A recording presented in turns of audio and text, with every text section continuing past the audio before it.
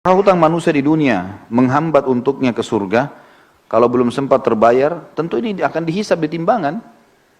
Hutang-hutangnya akan dibayar nanti dengan pahalanya. Ya. Jadi seperti itu, Allahu a'lam. Masalah dia dihambat masuk surga, tentu saja dilihat nanti.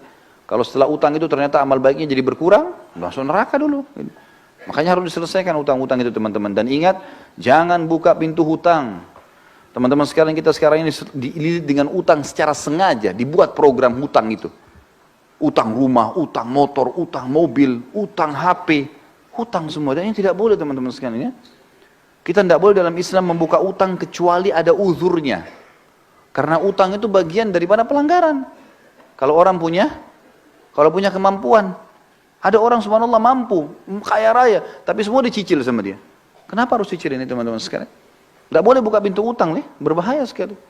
Kata Nabi SAW, orang mati syahid pun diampuni semua dosanya kecuali utangnya. Dalam hadis ini dikatakan, ruh seorang mukmin bergantung antara langit dan bumi selama utangnya masih belum dibayar. Berat utang itu teman-teman sekalian. Lalu apa kira-kira sebabnya utang? Saya pelajari, ternyata utang itu kebanyakan teman-teman sekalian disebabkan karena dua hal. Orang ini malas kerja, atau yang kedua, mau melampaui kapasitasnya. Kalau belum saatnya antum punya rumah sendiri, sewa, kontrak, nggak apa-apa. Bukan aib itu teman-teman. Tapi kita paksakan diri, oh nggak apa-apa, saya kan bisa bayar tiap bulan. Baik kalau antum meninggal, sebelum selesai. Ini kan bahaya, masalah. Atau terlambat akhirnya kena bunga, riba. Terbuka dosa-dosa. Jadi tidak halal semuanya, nanti bermasalah. Untuk apa kita paksakan diri teman-teman? Jangan paksakan diri. Melampaui kapasitas. Ya, itu nggak boleh sebenarnya. Jangan dipaksakan. Kita mampunya naik sepeda teman-teman. Naik motor. Apa yang kita mampu berdoa sama Allah lalu berusaha ikhtiar. Jangan lampaui kapasitas. Nabung, sudah punya cash, beli cash. Aman. Gitu kan?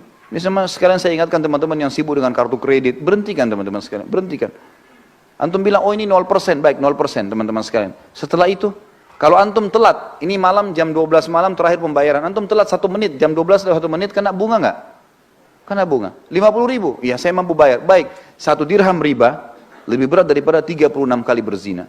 Untuk apa? Tutup itu teman-teman sekalian. Karena itu membuka pintu utang. Membuka pintu hutang, dan hutang tidak boleh. Sampai kata Nabi SAW, matlul ghani zulmun. Imam Madzhabi masukkan dalam dosa besar. Orang yang menunda pembayaran utang dan dia mampu, kezaliman, dosa besar. Untuk apa buka ini teman-teman sekalian? Sabar, cari uang cash beli, gitu kan? Ini penting. Kita cuma boleh buka pintu utang kalau darurat sekali. Memang darurat sekali. Ulama berikan contoh-contoh. Seperti misalnya tidak bisa makan kecuali harus utang. Gitu kan? Atau misalnya dia mau berbuat satu ibadah amal soleh, dia tahu dia bisa bayar lalu dia utang. Seperti orang mau akikah anaknya, atau orang mau idul adha, mau kurban. Dia tahu akhir bulan dia akan terima gaji. Sekarang tanggal 12 atau tanggal 13 lebaran idul adha.